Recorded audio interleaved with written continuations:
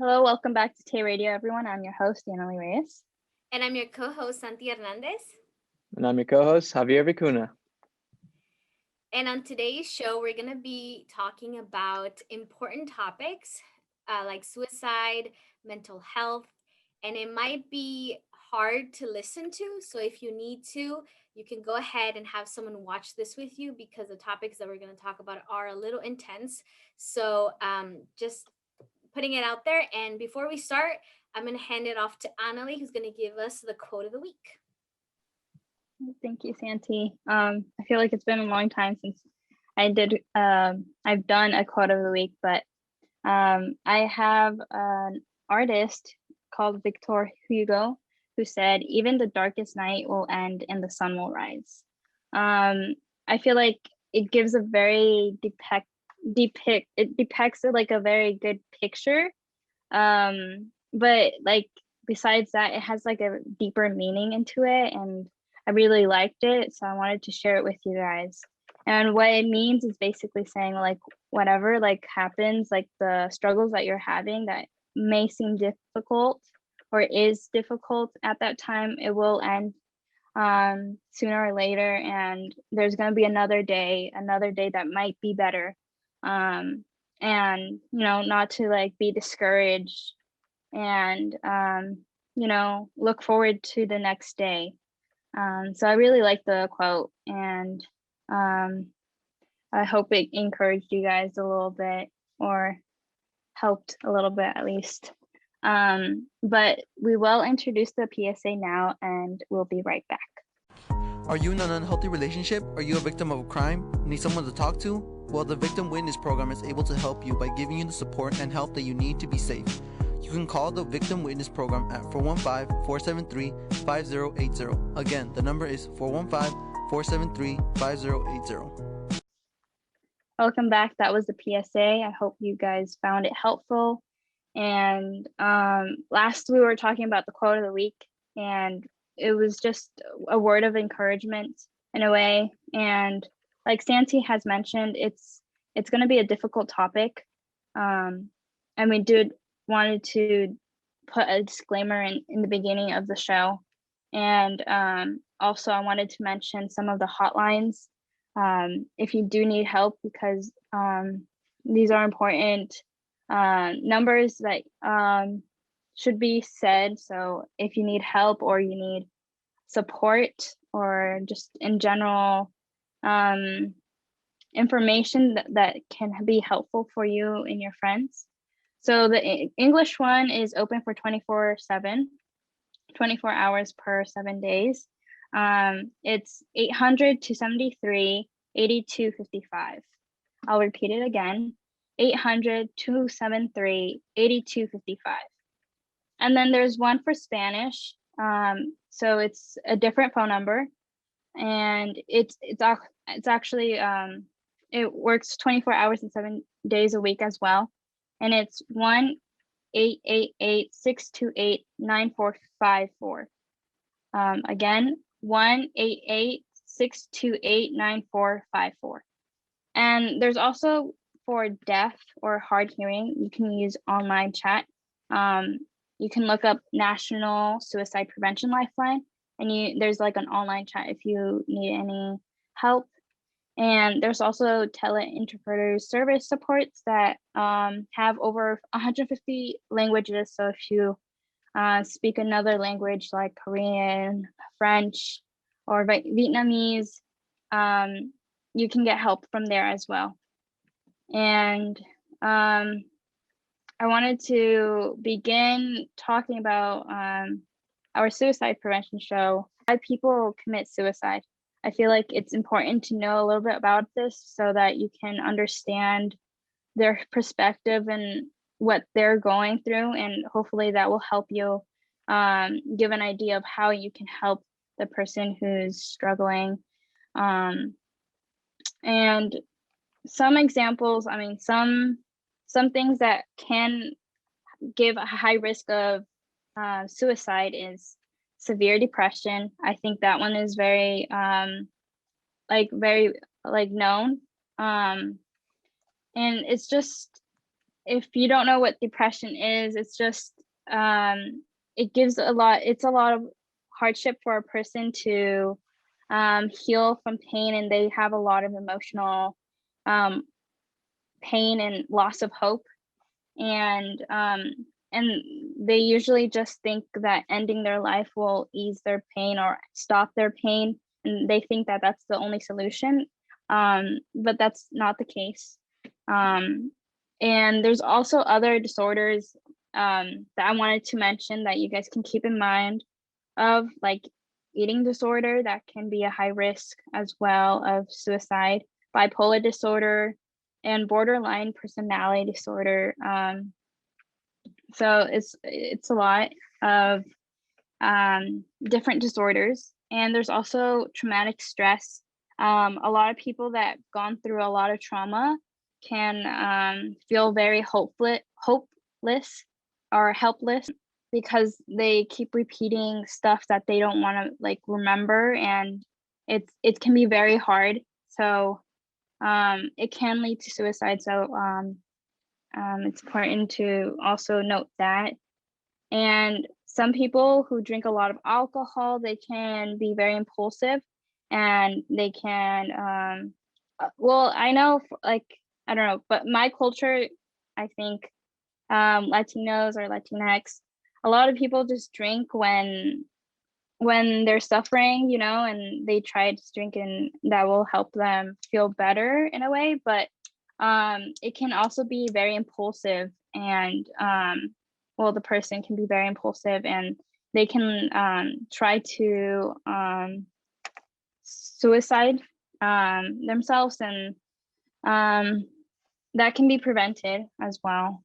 And anything like loss or loss of hope, like losing your job or doing really bad at academic failure, things like that, that people may seem like it's not a big deal, but to these people it's a very big deal, and it's very hard for them to get across this hardship. So it's very important to note that. And I've mentioned some of the risks that can happen, or why people why people commit suicide.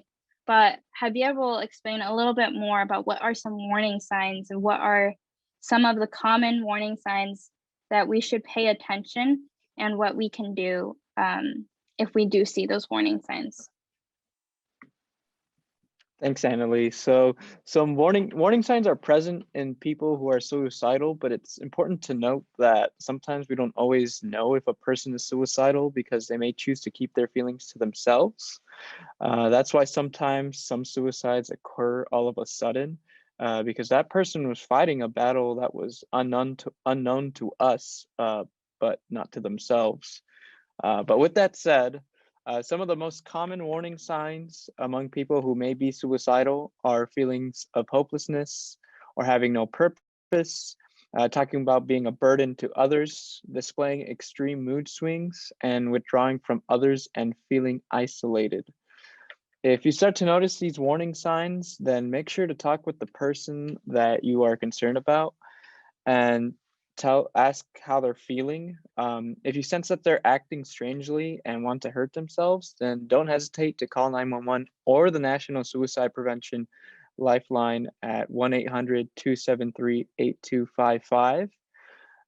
Make sure to not let the person be by themselves too. If you see that they're kind of like in a really critical, like, you know, it could be life or death situation, stay with them and make sure that they're not like left alone, because you don't want them to harm themselves, and comfort them while professional help arrives, because things can escalate pretty quickly, because just all these emotions that run through a person when they want to commit suicide are just intense.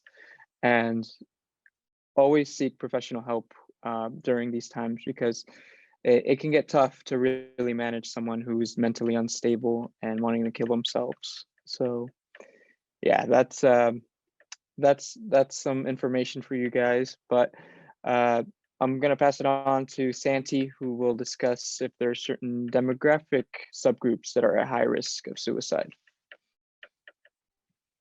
you, Javier and Annalie, for sharing. So yes, there are certain specific people that have a higher risk of being suicidal or committing suicide. And these are people who are currently, Annalie mentioned them before, it's people who are in depression and other mental health disorders, as well as substance abuse disorder and family history of mental health or substance abuse, family history of suicide, and family violence, including physical or sexual abuse, being in prison or in jail, being exposed to others who are suicidal. So them seeing people with who are suicidal, seeing their mindset can trigger that can trigger that person to become suicidal. And then also any medical illnesses, and being so this is an interesting fact that I didn't know, but suicide tends to range to be in between the ages of 15 and 24, and then people who are above the age of 60, which is an interesting thing. So, however, suicide can happen in any age, and then anyone who's experienced sexual abuse, rejection from from family. So this could be both mom or dad. Growing up in poverty and can lead to feeling an emptiness in a person's heart. So I'm going to give an example of rejection from family, which I was kind of confused at the beginning, but that means, so let's say someone was born and the father left them with the mom. So as a baby, they grew up feeling rejected because the dad rejected them, or vice versa, the mom. So they grow up feeling this emptiness inside them, and it triggers them to act a certain way and be a certain way. So sometimes they are unaware that due to that, it causes them to feel depressed or not loved. So things like that can cause a person to then be suicidal. Now I'm going to hand it off to Annalie, who's going to talk to us about more information. Thank you, Santi, for your example. I did want to mention anything like how you can deal when you do see someone having suicidal behavior on social media. And I think it's pretty interesting what I've seen, and I wanted to share it with you guys. So the first thing is, if you see anything that is immediate danger, like you see that they're gonna kill themselves like in that day, then you should call 911. And if there is no immediate danger at that moment, then it's best to contact them directly, and let them know that there's many solutions to their problem. And you can also contact their mutual friend to let them know if they can check up on them, if the person you want to direct message is not answering, if you're like an unknown person in social media. And something that I like really found interesting, I didn't know this until I researched it online, but there's apps where you can report self-harm if you see someone that has suicidal behavior. And I think that's pretty interesting and good to just in general help people know that there's people out there willing to help them, and know that they are needed, they are loved. And in Instagram, you can report like that little flag on the post, and you can put it's inappropriate and then put self-injury, and then the app will send a message to the person saying that someone saw their post and they think that it might have the user who posts had a difficult time, and Instagram would suggest giving support or help if they need it. And there's also Twitter and Facebook that have similar reports. They have like a link. We can provide you guys the link if you guys want to have it. But it's a link where it's a form where you report someone that shows self-harm, and you would have to fill out your username, your email address, the username that you're reporting, and the link to the post. And for Twitter, they're gonna ask you for you to elaborate more what's happening. But in general, I really liked how like there's apps out there who are willing to bring more awareness to suicide prevention and being part of it, of preventing suicide. But now I want to talk more about the experience of suicide, and if we know anyone who we personally know that committed suicide or have seen someone. And I don't know if Santi wants to talk first about her experience about this. Sure, thank you, Annalie. And I'm very surprised about the social media apps that you mentioned. I was not aware of that, and that is a very helpful tool to be able to help as much as we can on social media. And from my experience with suicide, unfortunately, I've been, my family and I, we've been part of or witness two of very close friends and very close people to our hearts who have committed suicide. And then the thinking of someone who is suicidal is that they are feeling lack of love, or they're feeling that nobody loves them and nobody cares about them, and that if they're not here, that the world is going to be better without them. That's normally the thought of someone who's suicidal, and it's them not being able to find a solution to their problems.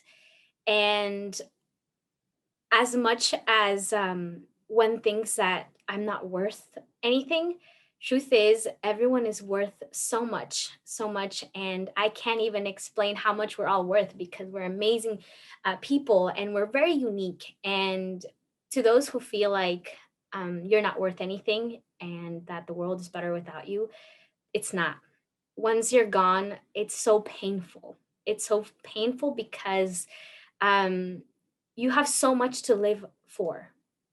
And you might think that I've never done anything good in life. I've never done anything important. And what we've noticed with my family going through all of this process is that you have.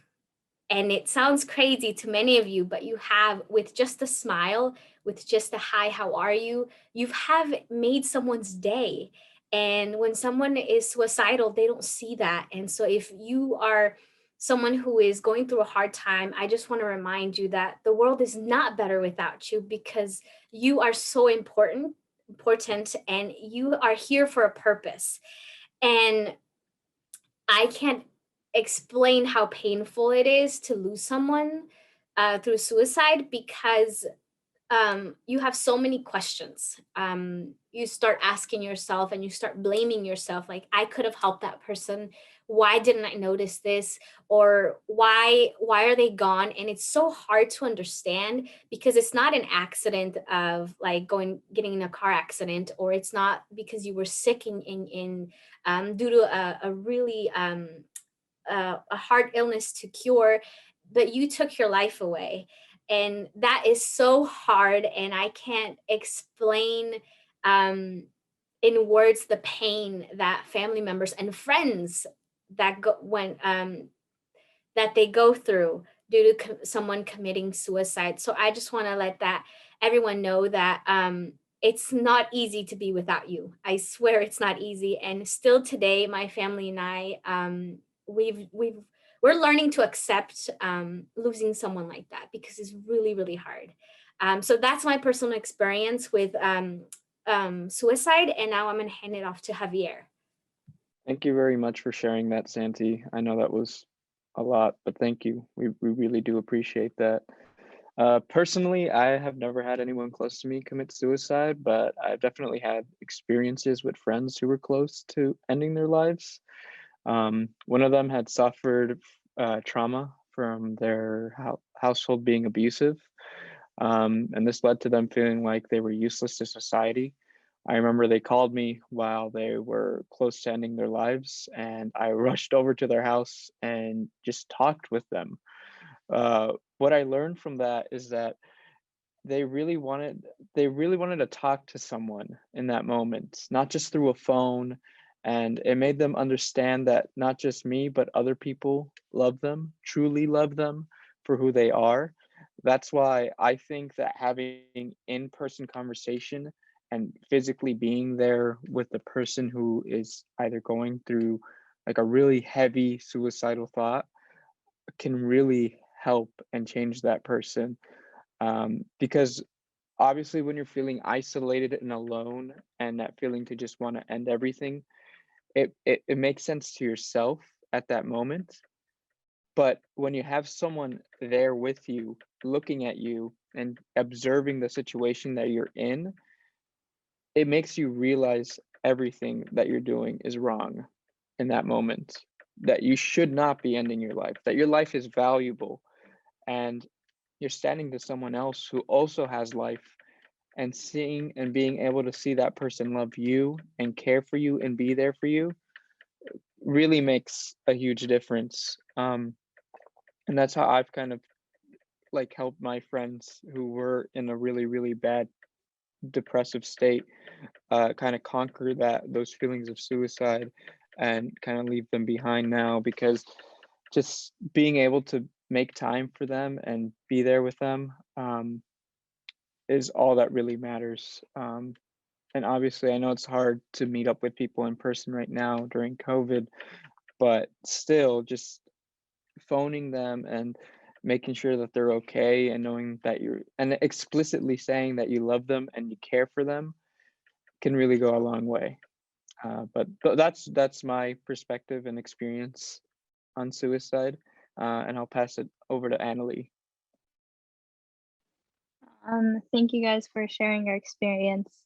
I know it's like tough to talk about this, and I'm just amazed how everyone has a different story of what they experience, and it's quite common for people to be very depressed, and everyone's going through hardships in life. So like people who may not think suicidal are I don't know, like having more support in their hardship, and so maybe that's why they're not struggling as much as other people. So it's very important to talk to your peers and your friends and be respectful. But my experience, I have not had any experience about like I don't personally know anyone who committed suicide.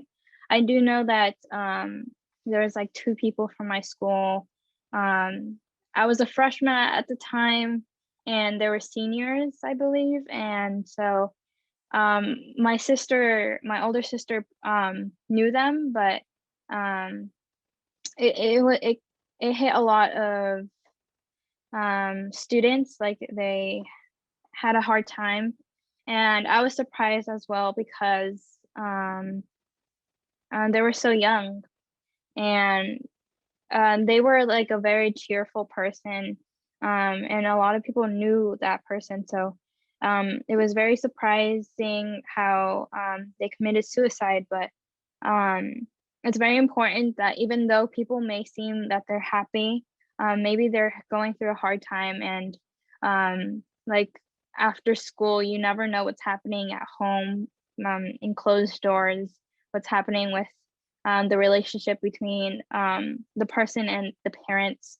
So it's just very important to reach out, like Santi and Javier has mentioned.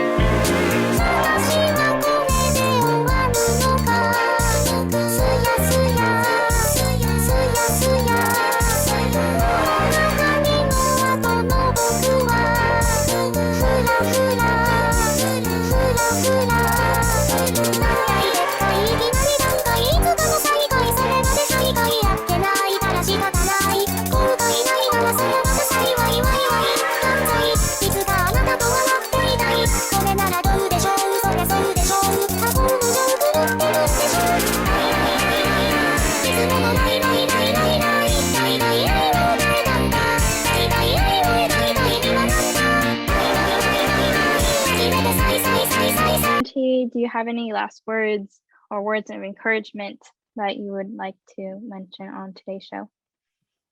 So to those who are going through a hard time, don't be afraid to ask for help. And I know sometimes we don't want to, we might feel embarrassed because you don't want people to see you at your lowest. But truth is, you, I will say this due to the experiences we've had is it doesn't matter because what matters is you being okay. So don't feel embarrassed and ask for help if you need to. And suicide is a permanent thing to problems that have solutions. And as well as to everyone, if you see someone who's acting different or doing different things, don't be afraid to ask them, hey, are you okay? And talk to them, say hi, say how are you? And one of the most important things that my dad has told me is give your ears to those who are around you. That's why you have two and you only have one mouth.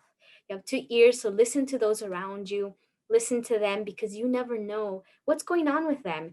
And then give those around you love. And love doesn't necessarily mean giving people flowers, chocolates, or stuff like that. Love is caring about those around you, saying, hey, how are you? Sending a text to a friend saying, hey, I hope you're having a good day. I just wanted to send you a message saying, I'm so happy you're in my life.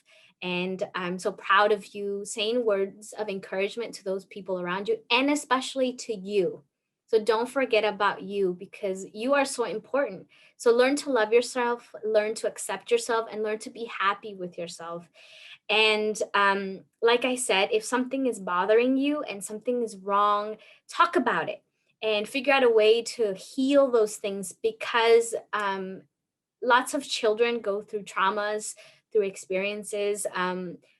Many children see their parents hit one another, yell at one another. You see your family go through a certain addiction, or you went through a very traumatic experience, and maybe you don't know that experience caused so many things. But just remember that. And to those that are watching, I just want to tell you that I love you and that you are amazing. And it might sound crazy to you saying, what do you mean you love me? I do. I love you because you're amazing. You're an amazing person. And I'm so excited to see what you're going to do in the future. And don't think you're alone because you're not. The world is filled with challenges. All of our lives are not perfect. And I'm being honest with that. I've had so many challenges.